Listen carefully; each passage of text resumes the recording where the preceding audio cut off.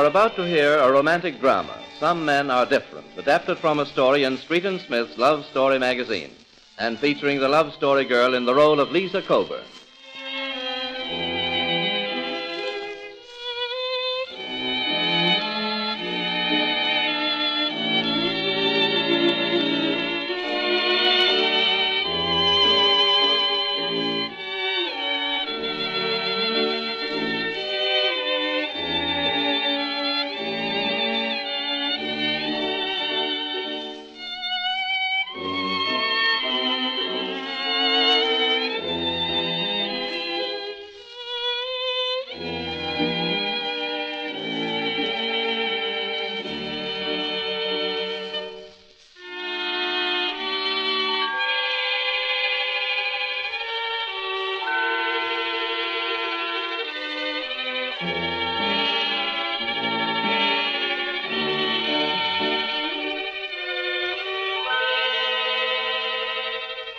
This is the love story of Lisa Coburn, lovely, well-bred, and rich, who all her life had nothing but pleasant things happen to her until the day of her wedding, when the bridegroom, Meade Warner, failed to show up for the very good reason that just an hour before the ceremony he had eloped with another girl named Daphne.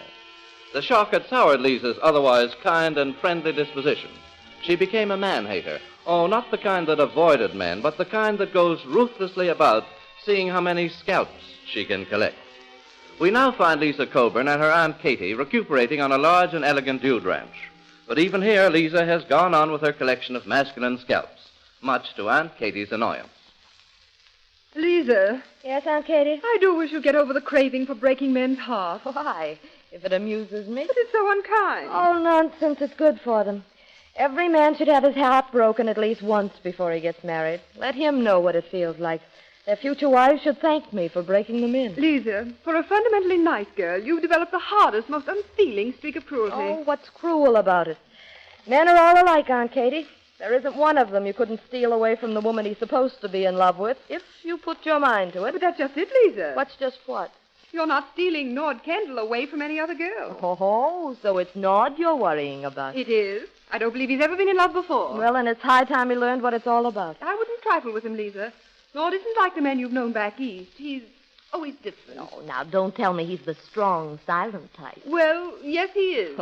It's dangerous to fool with men like that, Lisa. They don't fall in and out of love as if it were a hot bath. Oh, nonsense. There's nothing different about Nord. All men are alike. A moon, a sigh, the flutter of an eyelash, and they fall like a ton of bricks. It's so doggone easy, it's boring. I had hoped Nord would be a little bit different from the rest, but I hope he's just the same. I wouldn't be responsible for turning a man like that down after you've led him on the way you have. Fiddlesticks, it'll do him good. It's good for any man to find out he's not as irresistible as he thinks he is. Still brooding about that good-for-nothing Meade Warner. I wish you wouldn't, Lisa. He's married, and that's that. Even if you could get him back, it wouldn't be worth it. Maybe not, but I intend to do it just the same. Lisa! Did I tell you I saw him just before we left New York? You did not. Well, I sort of mentioned the fact that we'd be out here all summer, and I thought a little of this western air might do him good.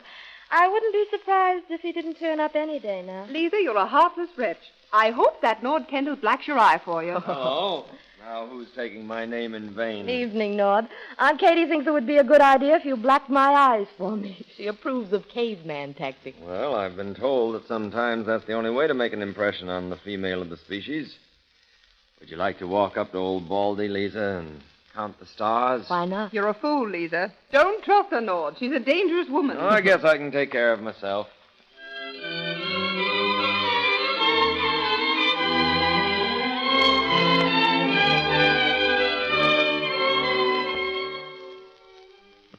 Do you like this country, Lisa? Yes, I guess I do. It's so wide open, so big and calm and beautiful.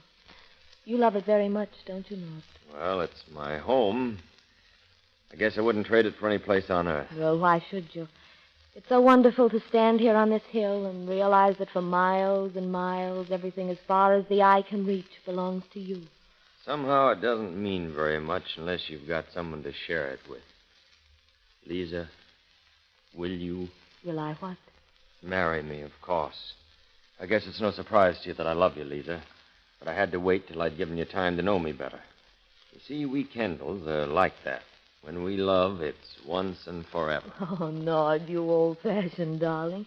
Don't you know that love like that went out with hoop skirts? What other kind of love is there? Oh, I don't know. Modern love, more fireworks, more excitement. That's not love, Lisa. Oh, listen to the man. Now, just what do you think love is? Why, this. Oh, Nord, Nord. You do love me, Lisa. Whether you realize it or not, you love me. Nord, no one ever kissed me like that. Because no one ever loved you like I do.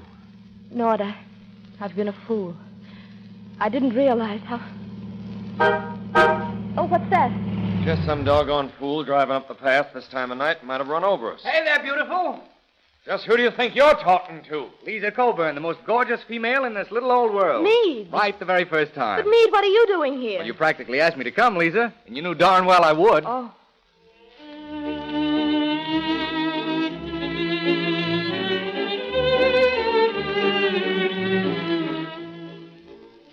Well, I hope you're satisfied, Lisa, with that good-for-nothing Meade Warner showing up like that. I don't know. It's funny. The things you want and plan and wish for till you're blue in the face all seem so empty and meaningless when you get them. What did I tell you? Well, good night, darling. And I hope your conscience bothers you all night. Don't worry, it probably will. Good. Oh, dear, why does life have to be so complicated? Nord and Meade, Meade and Nord. Meade. Funny how sort of anemic he looks out here in the wide open spaces. Oh, I wonder if his shoulders have always been that narrow, or didn't I just notice? Oh, well, may as well turn out the light and try to get a little sleep. Oh, who is it? Oh, just a minute. Darn it, where did I put my bedroom slippers? Oh, here they are. Coming. Meade. Well, darling, here I am. Meade, you can't come in here. Oh, but I am in. Meade, you can't stay here. Whatever gave you such a crazy idea? Your letter slipped under my door. I didn't write you a letter. Oh, no? Then why was it signed? You're the only one around here that knows I used to call you Boots. But, Meade, I swear to you, I didn't write you a letter. I lost your nerve, eh? Well, never mind, darling. It's all right. I'm here and so are you, and that's what really matters. But Daphne... Don't worry about Daphne. I dropped her at Reno on my way out here. She'll be out of our way in another couple of months. And we can pick up just where we left off. But I don't want to pick up where we left off. Meade, I don't love you anymore. Oh, nonsense, honey. You've still got your feelings hurt, that's No. all. You belong to me, darling. Nothing is going to keep us apart from now on. Nothing in the world can bring us together again, Meade. Can't you understand that? Nothing, Lisa? Meade, don't. Keep away from me. Lisa! I thought so. Daphne! So, this is the kind of fishing trip you were going on, Meade, my dear. Come in, Mr. Kendall. I want you to see what I've caught. Looks like nice, fat alimony. Nord, it's not my fault. I didn't want him to come in here. Oh, no? Well, what about the letter? Your darling Boo. Oh. Won't that look well in headlines? Nord, tell me you don't believe her. It's a put-up job. Try to prove that in court. She can't. I'll say it's true, every single solitary claim you make. I'll No. swear it's gospel. Meade. Thought you were smart framing me like this, didn't you? Well, I'm delighted. Me? Absolutely and positively delighted. Because now Lisa'll have to marry me, whether she wants to or not. No, I won't. Where's my coat? I'm getting out of here. I'm not going to marry anybody, ever. Lisa, where are you going? Somewhere. Anywhere where I won't have to look at a man again as long as I live. I hate you. All of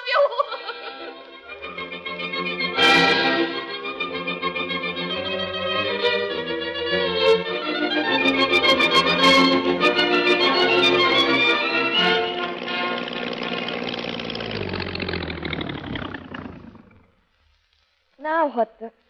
Oh, my gosh, out of gas.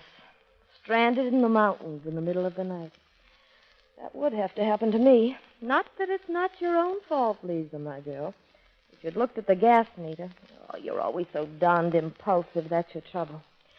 Well, I guess there's nothing to do but walk the rest of the way into town. 10 or 15 miles, oh, my gosh. Well, the sooner the quicker. Evening, sister. What's the hurry? Where did you come from? No place in particular. Say, let's get a good look at you. Seems like I've seen you somewheres before. I don't think so. Sure I have. You're that red-headed gal Nord Kendall's gone and got himself all het up over. I don't see what Nord Kendall's emotional state has to do with you. Plenty, sister. I've been waiting 3 years to get even for the time he put me in jail on account of some of his cattle got mixed up with mine Let me somehow. by, please. I want to get to the town in time to catch that early morning train. You ain't going to catch no train, lady. Why not? You're going to stay right here with me until Nord Kendall comes across with a nice big ransom to get you back again. I'm sorry to disappoint Come you, but on, sister. where do you think you're taking me? A cave, a nice old cave, dry and warm. Nobody knows about it but me. I'm not coming. I won't walk one single step. You'll walk, sister, and light. And who's going to make me? This here little persuader. Oh, a revolver. Yes, ma'am. Now march. Wait, there's a car coming. Quick, duck behind these rocks. No, I won't. Go ahead and shoot me if you like. You won't collect much ransom for a dead body. You got spunk, ain't you? All right, sister, we'll figure it out some other way. That's Nord Kendall's car coming up the road. No, then he did come after me. Look at him come. He'll be alone and unarmed, or I miss my guess. What are you going to do? Collect $10,000 ransom or plug him full of holes. No. Maybe I'll get more satisfaction that way, come to think of it. No, I'll go with you. I'll do anything. Too late, sister. He's seen us. Oh, Pete Leonardo, what are you doing with that girl? Glad you asked, Mr. Kendall. I'm holding her for ransom, $10,000. Oh, no, you're not. Nod, keep away. He's got a gun. I'm not afraid of any yellow-livered outlaw. All right, then you asked for it. Nod.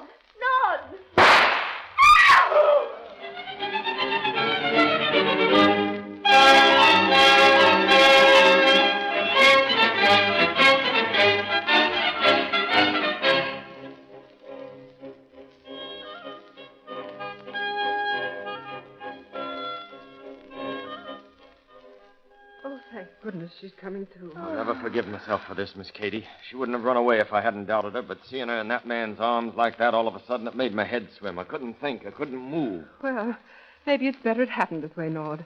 And as much as the doctor said, it's only a flesh wound. Maybe it'll teach her you can't go on playing with fire. Unless you wear asbestos gloves. Lisa. Oh, I'm all right, Nod. How are you? Oh, darling, I'll never forgive myself. If anything had happened to you, I couldn't have gone on living. And when I saw you step in front of that revolver to try to save me... But I love you, Nod. I sort of realized it when I saw you in danger like that. And it's your kind of love.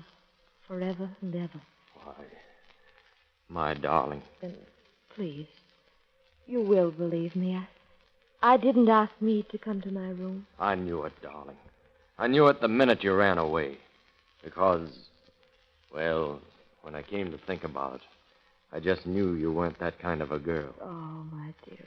And besides, when he showed me that letter to Meade, I knew in a minute it wasn't your handwriting. Old Lady Sherlock herself. Oh, fiddlestick. Well, I'm certainly glad you two are going to settle down and behave yourselves.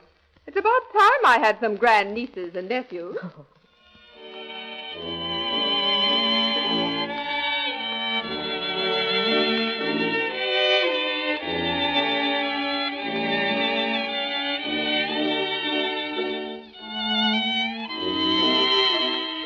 You have been listening to a romantic drama featuring the Love Story Girl and presented with the permission of Street and Smith, publishers of Love Story magazine.